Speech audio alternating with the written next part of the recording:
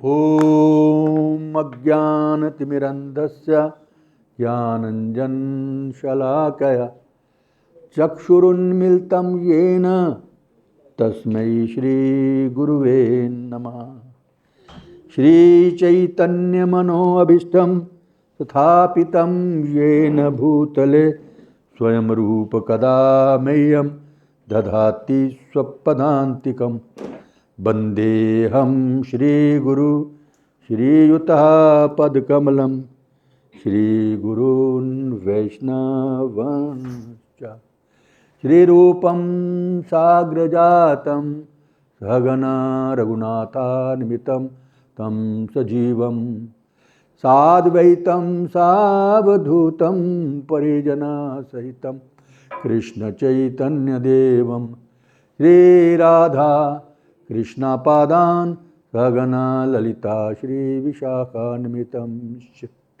हे कृष्ण करुणा सिंधु दीनबंधु जगत्पते गोपेश गोपिकाकांत राधाकांत नमोस्तुते। तप्त कांचन गौरांगी राधे वृंदावनेश्वरी वृषभानुसुते देवी प्रणमामि हरे प्रिय।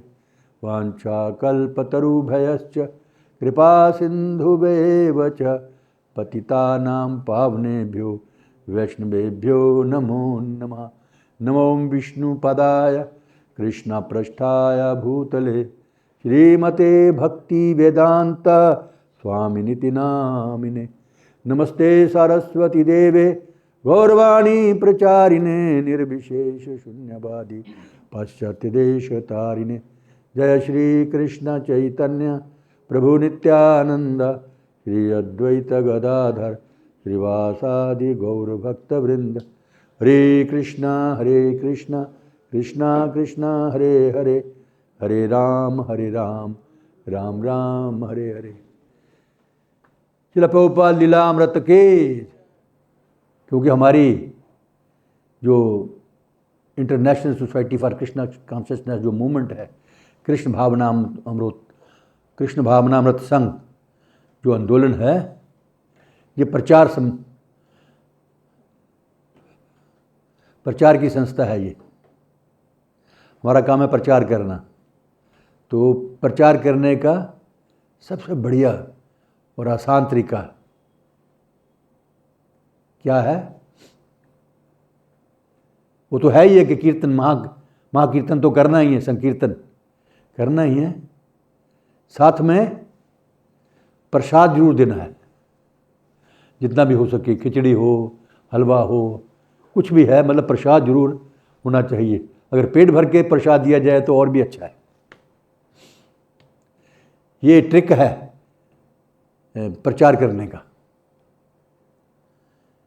चाहे उनको फिलॉसफी पता है नहीं पता है, सुनने वालों को प्रसाद दोगे तो उस संस्था के प्रति उनका श्रद्धा भाव ज़्यादा बढ़ जाएगा। इसका उदाहरण है हमारे सरदार भाई। किसी भी गुरुद्वारे में जाओ आप, वहाँ पर आपको हलवा प्रसाद भी मिलेगा, लंच समय है तो लंच का प्रसाद भी मिलेगा, रात को 24 घंटे मतलब मिलता रहता है प्रसाद वहाँ पर। तो इतनी फॉलोअर है उनके पूरी दुनिया में, इसी से बड़े हैं, प्रसाद खाने से। हालांकि उनकी फिलॉसफी भी है, ऐसी नहीं है कि फिलॉसफी नहीं है, फिलॉसफी भी है, लेकिन सब लोग फिलॉसफी नहीं जानते हैं। केवल प्रसाद खाने से वो सिख धर्म से जुड़ गए, गुरुद्वारे से जुड़ गए। उसके बाद जब आएंगे, प्रसाद खाने के लिए आएंगे, तो वहाँ तो इस समय प्रसाद मिलता है, 24 घंटे प्रसाद मिलता है, हलवा गरम गरम मिलता है। चांदनी चौक जाइए गुरुद्वारे में, जब मर्जी जाओ, वो प्रसाद गरम गरम प्रसाद देसी घी का हाथ में दे देंगे। और अगर फुल टाइम आपने चावल रोटी खानी है या रोटी दाल खानी है तो उसके लिए अलग से व्यवस्था है वहाँ पर, फ्री ऑफ कास्ट, पेट भर करके कोई भी खाए।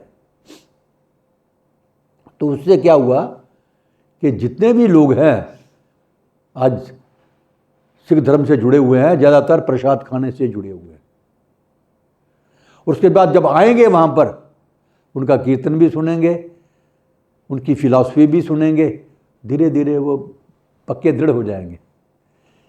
इसी प्रकार प्रभुपाद जी का भी यही आइडिया था। प्रभुपाद जी भी देखिए, जितने भी हमारे गुरु भाई इसको ज्वाइन किया प्रभुपाद जी के ज़माने में, तो प्रसाद खा के ही हुआ। प्रभुपाद जी उनको हलवा, नहीं तो गुलाब जामुन, रसगुल्ला ऐसा करके बना करके, कभी समोसा, कभी कचौड़ी बना करके देते थे। और फिर धीरे धीरे ज्यों ज्यों हमारा फंड बढ़ता गया, प्रभुपाद जी ने पूरा मील, पूरा लंच प्रसाद, डिनर प्रसाद पूरा देना शुरू किया। उससे जिन्होंने कभी भक्ति सुनी ही नहीं थी, भक्ति क्या होती है, कृष्ण नाम नहीं सुना था, राधा नाम नहीं सुना था, वो भी इस्कॉन से जुड़ गए, प्रभुपाद जी से जुड़ गए।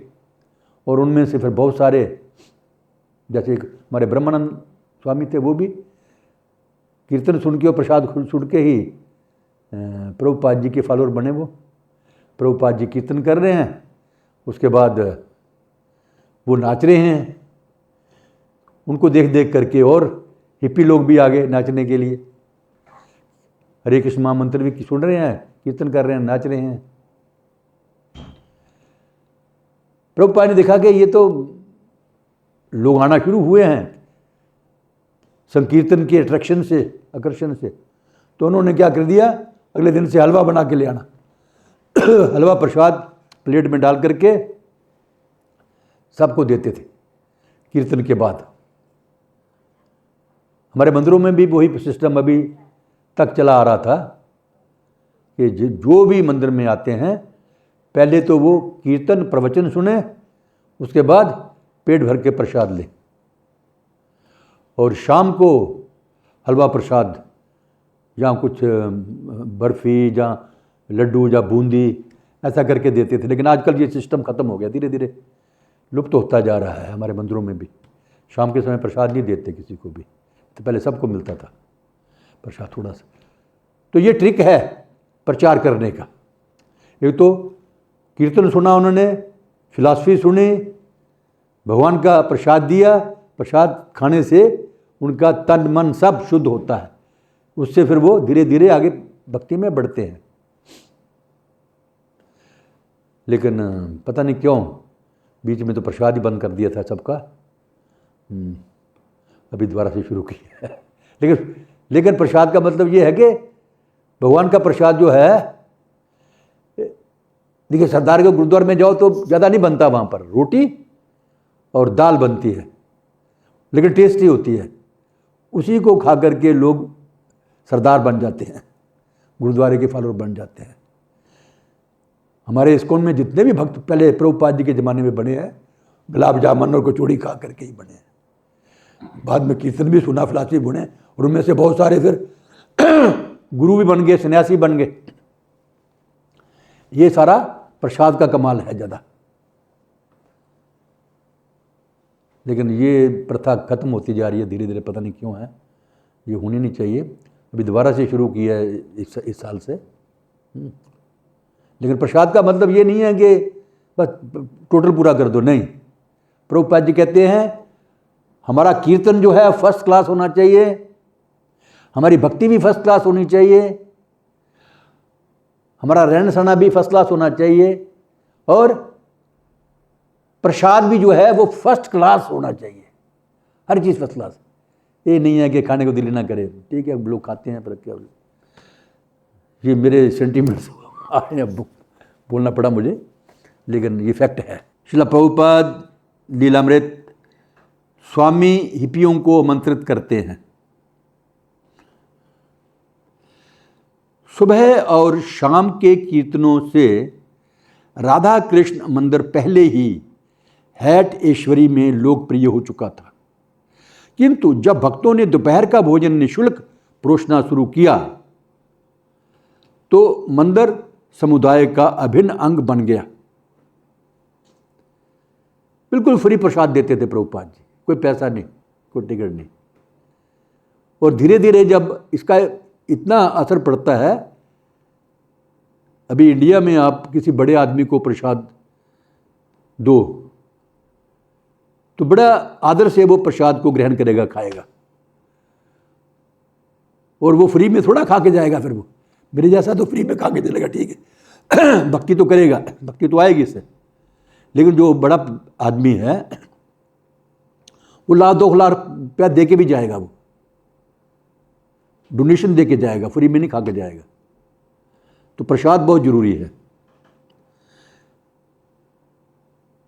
भोजन निःशुल्क परोसना शुरू किया तो मंदिर समुदाय का अभिन्न अंग बन गया। प्रभुपाद ने अपने शिष्यों से कहा कि वह केवल भोजन बनाएं और प्रसाद वितरण करें। दिन में उनका केवल यही कार्य होगा। सवेरे के समय शिष्य भोजन बनाते हैं और दोपहर में उन सबको खिलाते जो कोई भी वहाँ आ जाते। कभी कभी हैट ऐश्वरी की सड़कों से वहाँ 150-200 हिप्पी इकट्ठे हो जाते थे। अभी जैसे हमारे सवेरे ब्रेकफास्ट प्रसाद होता है, फ्री में होता है आजकल, तो इस साल से शुरू किया है, तो कितने लोग आते हैं।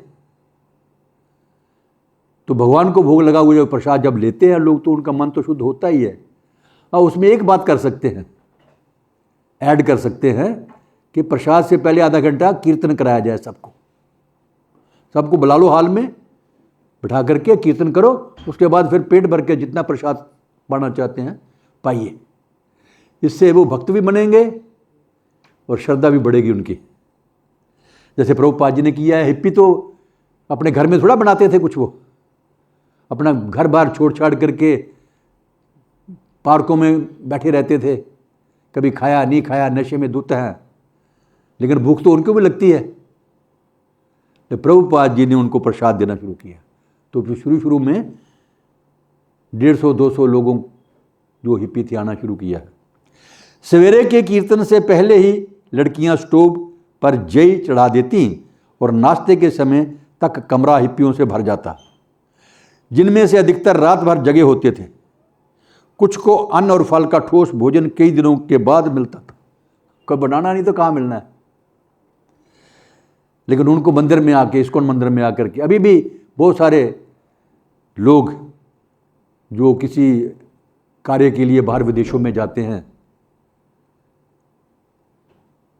और वेजिटेरियन हैं, तो वो इधर उधर ढूंढना नहीं पड़ता उनको। चलो सीधा इस्कॉन मंदिर में जाइए, वहाँ पर प्रसाद मिल जाएगा पेट भर करके खाने के लिए।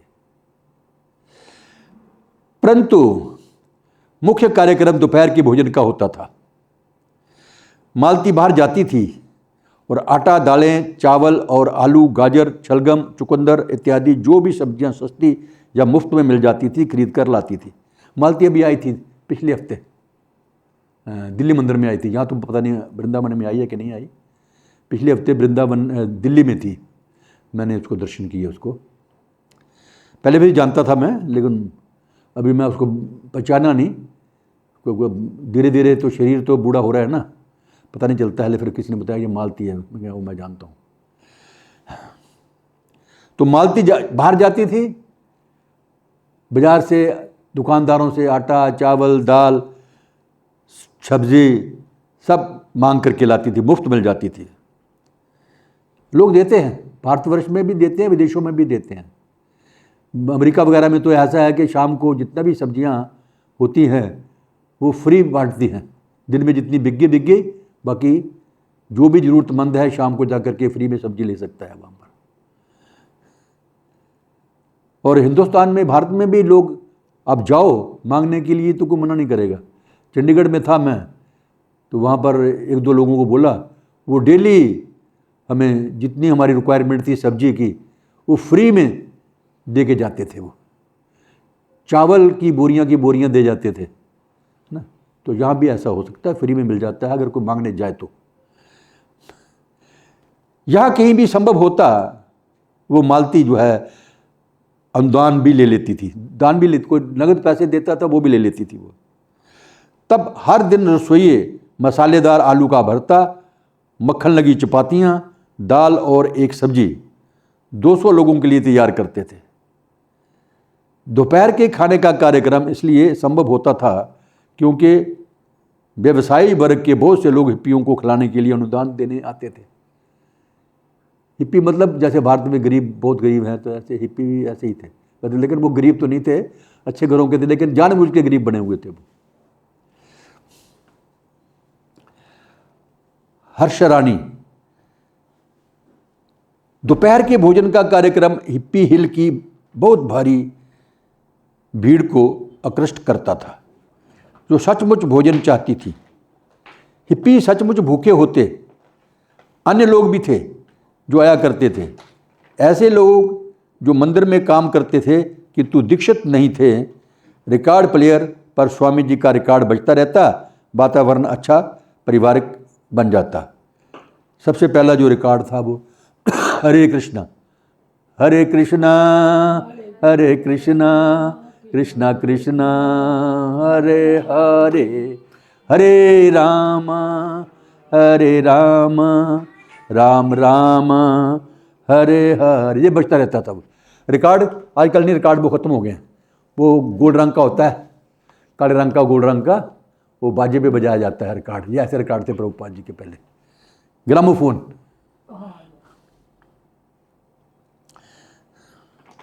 हरिदास, भोजन बाहर भी ले जाया जाता था, स्टोर फ्रंट के बाहर भी, लेकिन मुख्य भोजन अंदर ही परोसा जाता था। हाँ, दिल्ली में भी हम लोग पहले शुरू में ऐसे करते थे। भक्तों का प्रसाद, जो मंदिर में लोग आए हुए हैं अतिथि, उनको प्रसाद दिया जाता था। उसके बाद शाम को 4-5 बजे टैक्सियों में लाद करके या स्कूटर में लाद करके, 3 व्हीलर में लाद करके पूर्व कॉलोनियों में जाते थे। वहाँ पर जा करके वो प्रसाद बांटते थे। तो प्रसाद, जैसे मैं बार बार बोल रहा हूँ, प्रसाद का मतलब है प्रसाद बढ़िया सा होना चाहिए, फर्स्ट क्लास प्रसाद होना चाहिए। खिचड़ी है तो वो भी फर्स्ट क्लास होनी चाहिए। वहाँ दिल्ली में तो खैर कभी मालपूड़े, कभी खीर, कभी बहुत बढ़िया बढ़िया प्रसाद बनता था। प्रभुपाद जी ने बनाना सिखाया था, बनता था। हरिदास, भोजन बाहर भी ले जाया जाता था, स्टोर फ्रंट के बाहर भी, लेकिन मुख्य भोजन अंदर ही परोसा जाता था। सब कुछ बहुत विस्मयजनक लगता था। लोग एक दूसरे के साथ सिकुड़ कर बैठते और हमें उन्हें एक सिरे से दूसरे सिरे तक पंक्ति में बैठाना पड़ता था। बहुत सारे लोग भोजन करते और चले जाते थे। हैट ऐश्वरी के अन्य स्टोरों में माला से लेकर रॉक डांस के रिकॉर्ड तक बिकते थे, लेकिन हमारा स्टोर उनसे भिन्न था, क्योंकि हम कोई चीज़ बेचते नहीं थे, हम उन्हें निःशुल्क देते थे और हम हर एक का स्वागत करते थे। हम सर्वत्र व्यापक कोलाहल और पागलपन से लोगों को एक प्रकार का संरक्षण दे रहे थे। इस अर्थ में हमारा संघ एक अस्पताल था और मेरी समझ में उसने बहुतों की सहायता की और बहुतों का उद्धार भी किया। सबसे बड़ी बीमारी तो ये कैंसर कुंसर तो मामूली बातें हैं, जन्म मृत्यु जरा व्याधि सबसे बड़ी बीमारी है ये। तो इस्कॉन मंदिर हैं, हमारे सेंटर हैं, वो इस चीज़ का, इस बीमारियों का अस्पताल है, हॉस्पिटल है ये हमारे। मेरा तात्पर्य केवल उनकी आत्मा के उद्धार से नहीं, उनके दिमाग और शरीर की भी रक्षा हुई है, क्योंकि बाहर सड़कों पर जो कुछ हो रहा था उससे बचना उनके बूते के बाहर था। मैं उन लोगों के बारे में बात कर रहा हूं जो नशीले पदार्थों के अधिक सेवन से अपना जीवन नष्ट भ्रष्ट कर चुके हैं और जिन्हें सांत्वना चाहिए और जो भटकते हुए संयोग से हमारे मंदिर में आ जाते थे।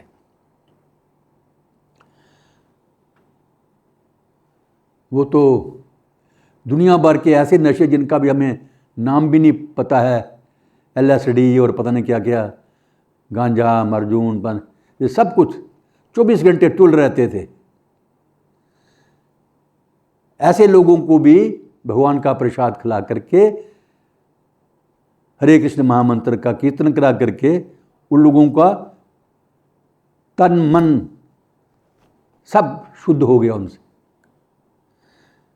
उनमें से कुछ हमारे पास रुक जाते थे और भक्त बन जाते थे और कुछ केवल प्रसाद लेकर के चले जाते थे।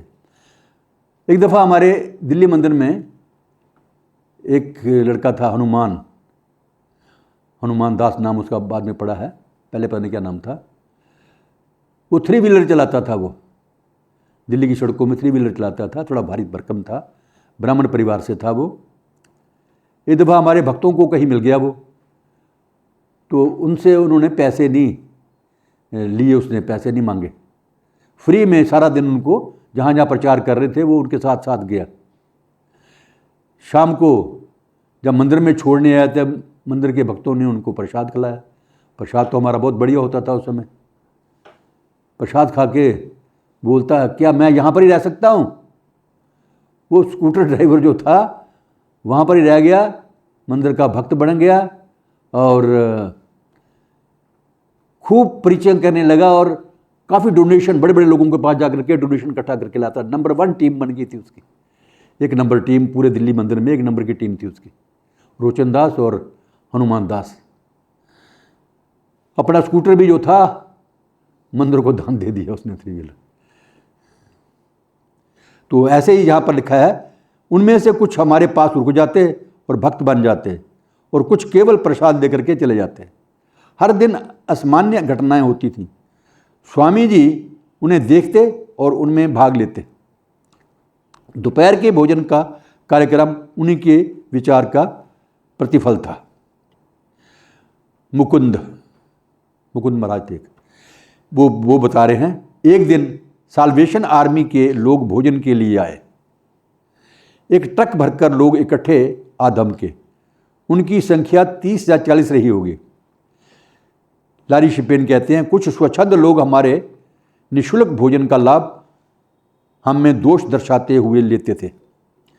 स्वामी जी उन्हें पसंद नहीं थे, क्योंकि उनका कहना था कि वे अपने ढंग के एक रूढ़िवादी धार्मिक पुरुष थे और उन लोगों की रुचि रूढ़ि मुक्त या स्वच्छंद रहने में अधिक थी।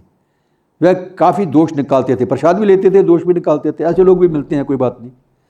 जिन लोगों की स्वामी जी के विचारों में अभिरुचि अधिक थी और जिनके पास पूछने के लिए प्रश्न थे, जो आध्यात्मिक शोधकर्ता थे, वे स्वामी जी से उनके कमरे में मिलते थे। बहुत से तो चिंताओं से भरे आते। उनकी चिंता वियतनाम युद्ध को या जो कुछ घट रहा था उसे लेकर के होती थी, या देश के कानून को लेकर के, नशीले पदार्थों के बारे में खराब अनुभवों को लेकर, स्कूली व्यवस्था से या परिवार में हुए झगड़े को लेकर के होती थी। जैसे कि आपको पता है कि प्रभुपाद जी 1965 में विदेशों में गए हैं प्रचार करने के लिए। उसमें भारतवर्ष में भी युद्ध हो रहा था। भारतवर्ष क्या, पूरी दुनिया में युद्ध थे वैसे तो, और युद्ध तो पूरी दुनिया में हमेशा चलते रहते हैं। कलयुग का मतलब ये कलह का युग। तो उस समय वियतनाम का युद्ध भी कई सालों तक चलता रहा है। अमेरिका इतना ताकतवर देश है, लेकिन वियतनाम को हरा नहीं सका वो। उल्टा वहाँ के जो सैनिक थे, अमेरिकन सैनिक थे, वो नशेड़ी बन गए वहाँ पर। कुछ ऐसे वहाँ पर पेड़ पौधे हैं, वो नशे का काम करते हैं, तो वहाँ जा कर के पूरा नशेड़ी बन गए। और दूसरा फिर लड़ाई तो ख़त्म हो रही नहीं, 10-12 साल से भी ऊपर उस समय हो गया था लड़ाई चलते चलते। तो जो अमेरिकन बच्चे थे वो भी तंग आ गए थे कि हमें फ़ौज में नहीं जाना अभी, इसलिए भी वो नशेड़ी बन गए ताकि फ़ौज में न जाना पड़े। उनकी चिंता वियतनाम युद्ध को या जो कुछ घट रहा था उससे लेकर होती, या देश के कानून को लेकर, नशीले पदार्थों के बारे में खराब अनुभवों को लेकर, स्कूली व्यवस्था से या परिवार में हुए झगड़े को लेकर के होती थी।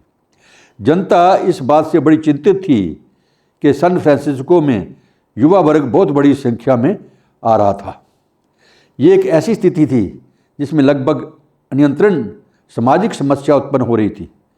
पुलिस और सामाजिक कल्याण कार्यकर्ता स्वास्थ्य और आवास की अपर्याप्त व्यवस्था से, विशेषकर हैट ऐश्वर्य की व्यवस्था से परेशान थे। मध्यम वर्ग के कुछ लोगों को ये भय होने लगा कि सैन फ्रांसिस्को बिल्कुल हिप्पियों का नगर हो जाएगा। स्थानीय अधिकारियों ने स्वामी भक्तिवेदांत के मंदिर द्वारा की जाने वाली सेवा का स्वागत किया, और जब हैट ऐश्वरी के शहरी नेताओं में इस आपात स्थिति को निपटने के लिए एक समिति बनाने की बात चली तो उन्होंने भक्ति वेदांत स्वामी से उसमें भाग लेने की प्रार्थना की।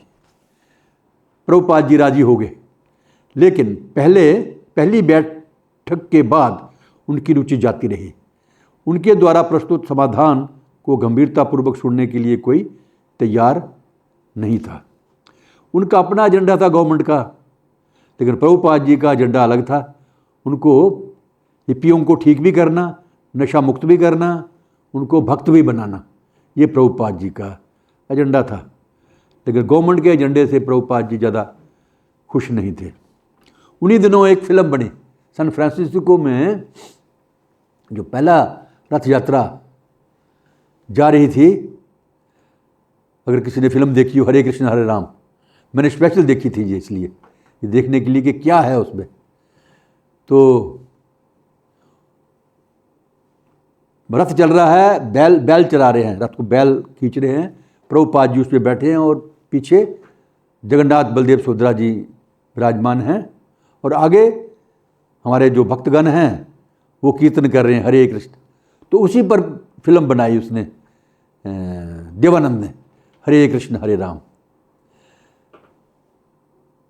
1972 के लास्ट में हमारे एक मेंबर थे, प्रभुपाद जी ने की मेंबर थे एक्चुअली, प्रभुपाद जी ने बनाए थे। प्रभुपाद जी को पहले से जानते इसको, उनके पहले से। तो ये मंदिर हमारा ये वाला उन दोनों बन रहा था, कृष्ण बलराम मंदिर बन रहा था। तो इसकी व्यवस्था के लिए कुछ बातें, मीटिंग हो रही थी प्रभुपाद जी के साथ। तो ब्रिजमोहन चांदीवाला दिल्ली के थे, वो बनारसी दास स्टेट दिल्ली में रहते थे। वो शराफा बाज़ार के वो चेयरमैन थे। तो वो बैठे थे, मैं भी बीच में जाकर के बैठ गया। तो लास्ट में जब बातें ख़त्म हो गई, उनकी मीटिंग खत्म हो, तो उन्होंने प्रभुपाद जी को बोला, स्वामी जी, प्रभुपाद जी तो नहीं बोलते थे उस समय, स्वामी जी बोलते थे, स्वामी जी देवानंद ने एक फिल्म बनाई है, उसमें तो बड़े बदनामी हमारी बताई गई है उसमें, कि जो ऐसा लगता है जैसे इस्कॉन के जो लोग हैं ये सारे के सारे हिप्पी हैं और नशेड़ी हैं। तो प्रभुपाद जी ने कहा कि हमसे तो नहीं पूछा, लेकिन ठीक ही है, चाहे बुरा प्रचार हो, लेकिन प्रचार तो हो रहा है इस्कॉन का, इस्कॉन को लोग जानेंगे तो सही है। ये प्रभुपाद जी का कहना था।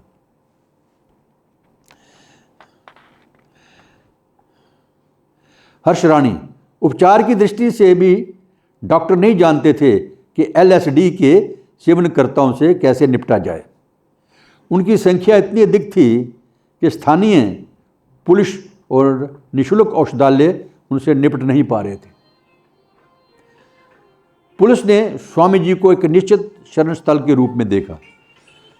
पुलिस ने देखा कि प्रभुपाद जी जो हैं ये इनको संभाल सकते हैं, खाना तो फ्री में खिला ही रहे हैं और इनको समझा सकते हैं वो। माइकल बोएन, भक्ति वेदांत में लोगों को भक्ति के माध्यम से नशीले पदार्थों की, विशेषकर स्पीड, अफीम, स्पीड भी कोई नशा है पता नहीं क्या है, अफीम और LSD की आदत छुड़ाने की अद्भुत योग्यता थी। प्रभुपाद जी ने जब प्रसाद खिलाना शुरू किया, बढ़िया बढ़िया प्रसाद, कचौड़ी, गुलाब जामुन, रसगुल्ले और बाकी भी चावल दाल भी बहुत बढ़िया, उन्होंने कभी ज़िंदगी में खाया भी नहीं होगा ऐसा प्रसाद। तो वो आकर्षित हुए। फिर प्रभुपाद जी धीरे धीरे रिस्ट्रिक्शन लगाई कि ठीक है भाई, जो हरिनाम कीर्तन में और लेक्चर सुनने आएगा उसको प्रसाद मिलेगा, जो नहीं आएगा समय पे उसको नहीं मिलेगा। वो सारे आने शुरू किए। फिर धीरे धीरे प्रभुपाद ने बोला, नो इंटॉक्सिकेशन, किसी प्रकार का कोई नशा नहीं करना है। 4 नियम बता दिए उनको। अभी उनको तो प्रसाद लेना था तो छोड़ना पड़ा, सब कुछ छोड़ दिया उन्होंने। माला जाप भी शुरू कर दिया, दीक्षा भी लेना शुरू कर दी। तो प्रभुपाद जी कामयाब रहे। भक्ति वेदांत में लोगों को भक्ति के माध्यम से नशीले पदार्थ, विशेषकर स्पीड, अफीम और LSD की आदत छुड़ाने की अद्भुत योग्यता थी। हरिदास, पुलिस बड़े सवेरे धान की गाड़ियां लेकर पार्क में आती और जो भगोड़े किशोर पार्क में सोते होते उन्हें पकड़कर उनके घर भेजने की कोशिश करती। हिप्पियों को यथासंभव हर सहायता की जरूरत थी और वे इसे जानते थे। राधा कृष्ण मंदिर उनके लिए निश्चय ही एक प्रकार का आध्यात्मिक आश्रय स्थल था। किशोरों को इसका आभास हो गया था कि वे अपने घरों से भाग रहे थे, सड़कों में रह रहे थे, लेकिन प्रभुपाद जी ने उनको आश्रय दिया, अपने आश्रमों में प्रसाद दिया, रहने की व्यवस्था की। गंदे बंदे थे, बड़े बड़े बाल, महीना महीना नहाते नहीं थे, जुएं भी पड़ी होंगी, पता नहीं, बदबू आती थी। प्रभुपाद जी ने बोला बाल काटो। हमारी संस्था में कोई बड़े बड़े लंबे लंबे बाल नहीं रखेगा, महीने में कम से कम एक दफ़ा तो बाल काटने हैं। मतलब शुद्ध कर दिया उनको। उनके लिए कोई स्थान नहीं था जहां वे जा सकते थे, यहां वे विश्राम करते थे। कोई रहने नहीं देता था उनको, गंदे मुंदे बदबू आती है। यहां कोई उन्हें क्षति नहीं पहुंचा सकता, लेकिन इस्कॉन मंदिर में वो सेंटर में बड़े आराम से रह सकते थे। बहुत सारे किशोर वास्तव में मंदिर में आ टपकते थे। मैं समझता हूं इससे बहुतों की जान बच गई। ये कौन कह रहा है? हरिदास। इससे नहीं तो मरते वो, बाहर ठंड में मरते, ठंड बहुत होती है, नशे से मरते, बीमारियों से मरते, लेकिन इस्कॉन मंदिर ज्वाइन करने से वो उनका उद्धार हो गया, बच गए वो। यदि हरे कृष्ण आंदोलन ना होता तो कहीं अधिक दुर्घटनाएं होती। ये ऐसा ही था मानो युद्ध स्थल में मंदिर खुल गया हो। तभी तो बोलता है, जब तक हमारा ने भी लिखा है, यदि प्रभुपाद ना होते तो क्या होता। प्रभुपाद जी नहीं होते तो क्या होता हम लोगों का। शायद वो तो हिप्पी थे, नशा करने वाले थे, तो हम भी उनसे कम नहीं थे। भारतीयों में भी नशा प्रचलन काफ़ी चल रहा था, अभी भी चल रहा है। लेकिन जो प्रभुपाद जी की शरण में आ जाते हैं, इस्कॉन की शरण में आ जाते हैं, वो बच रहे हैं और बच जाएंगे। ये ऐसा ही था मानो युद्ध स्थल में मंदिर खुल गया हो। मंदिर के लिए सैन फ्रांसिस्को सबसे कठिन स्थल था, लेकिन ये ऐसा स्थल था जहाँ मंदिर की सबसे अधिक आवश्यकता थी। वहाँ हिप्पी लोग ज़्यादा थे। यद्यपि ऐसी स्थिति से निपटने के लिए स्वामी जी के सामने कोई पूर्व दृष्टांत नहीं था, किंतु उन्होंने हरे कृष्ण के जप का प्रयोग आश्चर्यजनक परिणामों के साथ किया। जप अद्भुत था, वह सफल रहा। हाँ, तो जो चैतन्य महाप्रभु जी ने तो कहा हुआ है कि जप में भगवान ने हरि नाम में अपनी सारी शक्तियाँ भर दी हैं। जो कोई भी हरे कृष्ण महामंत्र का कीर्तन करेगा, सुनेगा, जप करेगा, वो अंतोतगतवा शुद्ध तो होगा ही होगा। शील प्रभुपाद जानते थे केवल कृष्ण भावनामृत ही सहायक हो सकता है, और औरों के पास भी उपाय थे, किंतु प्रभुपाद उन्हें जोड़ जाड़ समझते थे। वे जानते थे कि अज्ञानवश आत्मा को शरीर समझना ही दुख का असली कारण है। इसलिए पहले फिलॉसफी प्रभुपाद ने यही दी, we are not this body, we are spirit soul. हम ये शरीर नहीं हैं, हम ये आत्मा है। सबसे पहले प्रभुपाद ने यही इसी पर जोर दिया। हरे कृष्ण मंत्र, कीर्तन, और ये ज़्यादा दिखाओगे, आप किताब पढ़ोगे भगवद गीता, तो जगह जगह पर आपको हर लाइन में मिलेगा, we are not this body, we are spirit soul. हम ये शरीर नहीं है, आत्मा है। दूसरों की तो बात क्या, कोई अपनी सहायता कैसे कर सकता है यदि उसे ये मालूम ना हो कि वह कौन है, या यदि वह ये नहीं जानता कि शरीर वास्तविक आत्मा का केवल परिधान है, जो केवल अपने प्राकृत रूप में अर्थात कृष्ण के शाश्वत सेवक के रूप में सुखी रह सकता है। देखिए, हम सब ज़्यादातर यहाँ पर ग्रस्त लोग हैं, 2-3 ब्रह्मचारियों को छोड़ करके। यदि वाकई ही हमने दुखों से छुटकारा पाना है, चिंताओं से मुक्ति पानी है, तो केवल हमें राधा कृष्ण के शरणागत हो जाना चाहिए। उसके बाद सारी जिम्मेदारी भगवान खुद ले लेते हैं, हमें फिर चिंता करने की जरूरत नहीं पड़ती है। ये प्रैक्टिकल बात है, अजमा के देख लो बेशक।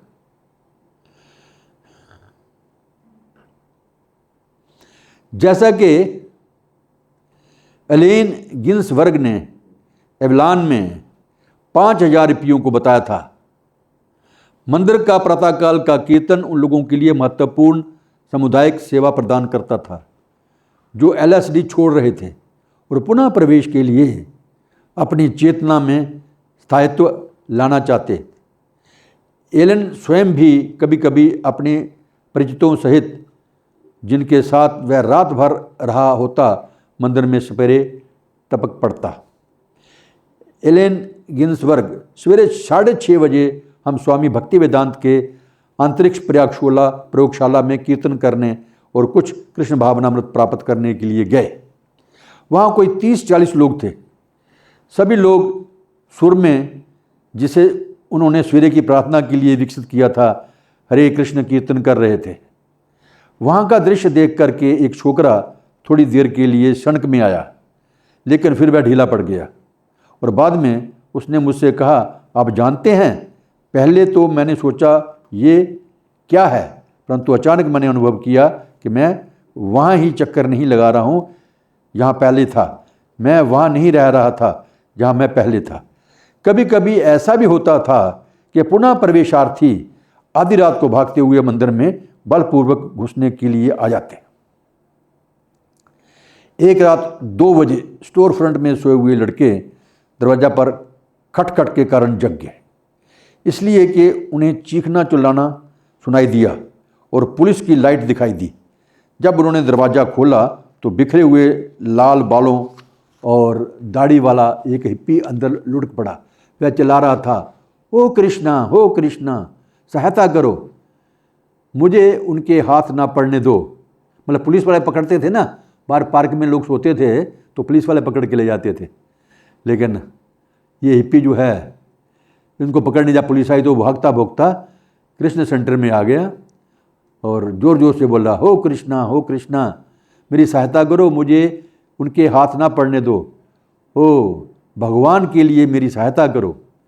एक सिपाही ने सिर दरवाजे के अंदर किया और मुस्कुराया। हमने इसे यहाँ लाने का निर्णय लिया था। वह बोला, क्योंकि हमने सोचा शायद आप लोग इसकी सहायता कर सकें। हाँ, वो सिपाही सेंटर में लेके आया था वो एक्चुअली। मैं इस शरीर में सुखी नहीं हूँ। सिपाहियों के दरवाज़ा बंद करने पर लड़का चिल्लाया। हाँ, ये तो अच्छी बात है ना, जब हमें ये महसूस हो कि हम इस संसार में सुखी नहीं हैं, तो यहाँ से आध्यात्मिक जीवन शुरू हो जाता है। जो बोलता है नहीं मैं तो सुखी हूँ, बहुत सारे लोगों को पूछो, ओ मैं सुखी हूँ, जबकि सुखी यहाँ पर कोई भी नहीं है। बड़े से बड़ा पैसे वाला भी हो, गरीब भी हो, अमीर भी हो, काला हो, गोरा हो, कोई सुखी नहीं है। जो बोलता है कि मैं सुखी हूँ वो बिल्कुल झूठ बोल रहा है। दुःखालयम शाश्वतम, भगवान ने खुद बोला है। तो कैसे सुखी रह सकता है आदमी यहाँ पर। तो ये अच्छा साइन है कि कम से कम ये महसूस करना कि मैं यहाँ पर सुखी नहीं हूँ।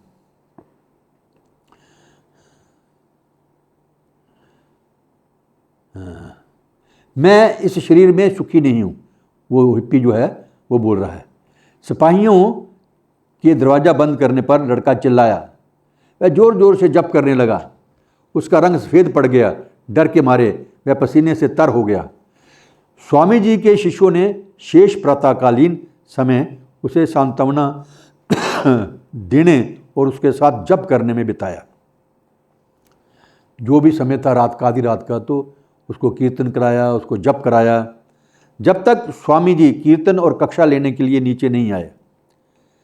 स्वामी जी के भक्त दुखी युवा लोगों को उनकी समस्याओं के साथ प्रायः स्वामी जी के पास भेज देते थे और वे प्रायः हर एक को स्वामी जी से मिलने और उनका बहुमूल्य समय लेने की अनुमति दे देते थे। सैन फ्रांसिस्को में घूमते हुए रविंद्र स्वरूप की भेंट एक बार एक ऐसे आदमी से हुई जिसका दावा था कि वह वियतनाम में नियुक्त था। तब एक दिन अपने खेमे में उसने मंगल ग्रह के आए लोगों को देखा था, ऐसा उसने बोला। उस आदमी ने, जो सैनिक अस्पताल से अभी छूटकर आया था, बताया कि मंगल ग्रह के लोगों ने उससे बात की थी। रविंद्र स्वरूप ने उसे स्वामी जी की पुस्तक easy journey to other planets ये दिया। Easy journey to other planets के बारे में बताया। आपने पढ़ी सबने किताब? नहीं, easy journey to other planet नहीं पढ़ी, सब सो गए। हरि बोल। हाँ, सब सो गए।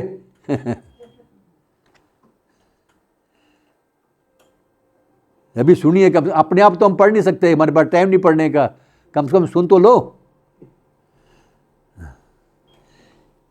ये आपके लिए क्लास है, ताकि आप प्रभुपाद जी के बारे में पढ़ें, सुनें। अगर यहाँ कर भी सो जाएंगे, घर में तो सोना ही सोना है, घर में तो किताबें पढ़ते ही नहीं हैं। प्रभुपाद जी ने केवल लिखने के लिए थोड़ी लिखी हुई हैं, पढ़ने के लिए, सुनने के लिए लिखी हुई हैं किताबें। Easy journey to other planets, मैं पूछ रहा था कि पढ़ी है किसी ने? हाँ, ये पढ़नी चाहिए। सबसे पहले पुरानी किताबों में से एक है ये। शुरू में जब किताबें आई थी, ये लगभग 73-74 में ये किताबें आई थी, ये छोटी छोटी। ये विदेशों से आती थी, यहाँ तो छपती नहीं थी, कार्गो से बाई शिप आती थी ये किताबें। भगवद गीता भी वहीं से आती थी, 1 महीना लग जाता था अमेरिका से आने के लिए, महंगी पड़ती थी हमें। अभी तो भारतवर्ष में भी प्रिंटिंग होता है सब किताबों का। तो ये किताबें पढ़नी चाहिए, छोटी छोटी किताबें सारी पढ़नी चाहिए हमें। उस पुस्तक से अन्य ग्रहों पर जीवन होने की विचार की पुष्टि होती है।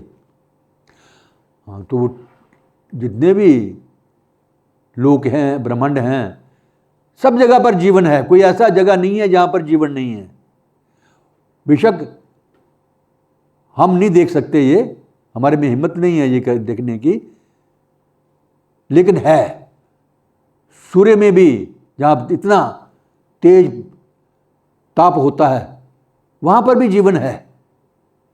विवासवान वहाँ तो रहते हैं और उनकी प्रजा भी है वहाँ पर।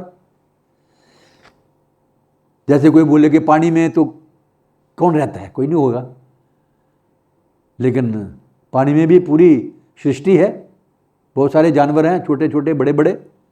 इसी प्रकार सूर्य ग्रह पे भी है, मंगल पे भी है, सब जगह पर है। कोई ऐसी जगह नहीं है जहाँ पर ग्रह नहीं है, जीवन नहीं है। उस पुस्तक से अन्य ग्रहों पर जीवन होने की विचार की पुष्टि होती है। उन्होंने कहा कि हो सकता है कि मंगल ग्रह के लोगों के बारे में स्वामी जी उसे और अधिकता से बता सकें। इसलिए वह व्यक्ति स्वामी जी से उनके कमरे में मिला। हाँ, स्वामी जी ने कहा मंगल ग्रह पर प्राणी रहते हैं। प्रभुपाद जी ने बोला हाँ, मंगल ग्रह पर प्राणी रहते हैं। धीरे धीरे प्रभुपाद जी के अनुयायी अपने आध्यात्मिक गुरु के विषय में अधिक सावधान हो गए और ऐसे व्यक्तियों से उन्हें बचाने लगे जिन्हें वे अवांछनीय समझते थे। ऐसा ही अवांछनीय एक व्यक्ति रैबिट था, जो हेट ऐश्वर्य में कदाचित सबसे गंदा हिप्पी था। प्रभुपाद जी को उनके शिष्यों ने फिर बचाना शुरू कर दिया, ऐसे लोगों से दूर रखें, मिलने ना दें इनको, जो ऊट पटांग बातें करते हैं या नशेड़ी हैं या गंदे हैं ना। उसके बाल हमेशा बिखरे रहते थे, रैबिट के बाल हमेशा बिखरे रहते थे, गंदे थे, जहाँ तक के वे जुओं से भरे रहते थे। जब महीना नहाना नहीं, कपड़े नहीं धोने, पैंट एक बारी पहन ली, उसके बाद जब छोटी हुई उसको निकर बना ली, है ना, कपड़े भी फटे फटे और सिर में जुएं, गंदे गंदे बाल। ऐसे लोग, उनको प्रभुपाद जी ने आश्रय दे करके शुद्ध भक्त बनाया, गुरु बनाया उनको। अच्छा, धीरे धीरे प्रभुपाद जी के अनुयायी अपने आध्यात्मिक गुरु के विषय में अधिक सावधान हो गए और ऐसे व्यक्तियों से उन्हें बचाने लगे जिन्हें वे अवांछनीय समझते थे। ऐसा ही अवांछनीय एक व्यक्ति रैबिट था, जो हेट ऐश्वर्य में कदाचित सबसे गंदा हिप्पी था। उसके बाल हमेशा बिखरे रहते थे, गंदे थे, और यहाँ तक कि वे जुओं से भरे रहते थे। उसके कपड़े चिथड़ों जैसे और गंदे थे और गंदगी से भरे, उसके शरीर से बदबू आती थी। रैबिट प्रभुपाद जी से मिलना चाहता था, किंतु उनके भक्तों ने मना कर दिया। वे नहीं चाहते थे कि रैबिट की घुनौनी और दुर्गंध में उपस्थिति से प्रभुपाद जी का कमरा गंदा बने। लेकिन एक रात को प्रवचन के बाद रैबिट मंदिर के दरवाजे के बाहर इंतजार करता रहा। जब प्रभुपाद पास से निकले तो रैबिट बोल उठा, क्या मैं ऊपर आकर के आपसे मिल सकता हूं? प्रभुपाद जी राजी हो गए। अभी 5 मिनट हैं, एक पैरा और पढ़ूंगा। यहां तक प्रभुपाद को चुनौती देने वालों का संबंध है, उनमें से कोई ना कोई हर रात उनसे वाद विवाद करने के लिए आधमकता था। एक व्यक्ति नियमित रूप से आने लगा। वह दर्शन शास्त्र की एक पुस्तक से अपने तर्क तैयार करके आता और उन्हें जोर से पढ़कर सुनाता। प्रभुपाद जी उसे पराजित कर देते थे। वह व्यक्ति घर लौट जाता, दूसरा तर्क तैयार करता और पुस्तक के साथ फिर आता। एक रात को जब वह व्यक्ति अपना तर्क प्रस्तुत कर चुका, तब प्रभुपाद जी उत्तर देने की चिंता किए बिना उसकी ओर देखने लगे। प्रभुपाद जी की ये उपेक्षा उस व्यक्ति की एक और पराजय थी। वह उठा और चला गया। रैबिट की तरह वह हैट ऐश्वर्य का दूसरा प्रसिद्ध व्यक्ति था। इज़राइल उसने लंबी चोटी रखी थी और कीर्तन के समय प्रायः तुर ही बजाता था। एक दिन प्रभुपाद के संध्याकालीन व्याख्यान के बाद इज़राइल ने चुनौती दी। उसका नाम भी इज़राइल था, लड़के का। ये जब अच्छा हो सकता है, किंतु संसार को इससे क्या मिलेगा? मानवता के लिए ये क्या करेगा? ये प्रश्न था उसका। तो इसका जवाब, प्रभुपाद ने उत्तर दिया, क्या तुम इस संसार में नहीं हो? यदि ये तुम्हें पसंद है तो दूसरे पसंद क्यों नहीं करेंगे? इसलिए और जोर से जप करो। एक मूंछ वाला आदमी जो कमरे के पिछले भाग में खड़ा था पूछने लगा, क्या आप एलेन गिन्सबर्ग के गुरु हैं? भक्तों में से बहुत से जानते थे कि प्रश्न कूट से भरा था और उसका हाँ या ना में उत्तर देना कठिन था। श्रील प्रभुपाद ने उत्तर दिया, मैं किसी का गुरु नहीं हूँ, मैं हर एक का सेवक हूँ। भक्तों के लिए स्वामी जी के इस उत्तर से सारा वाद विवाद आध्यात्मिक बन गया। स्वामी जी ने न केवल चातुर्वर्णपूर्ण उत्तर दिया, प्रत्युत ये उत्तर उनकी गहरी सहज विनयशीलता से अद्भुत था। हरे कृष्णा। श्रील प्रभुपाद के। हरे कृष्णा कृष्ण कृष्ण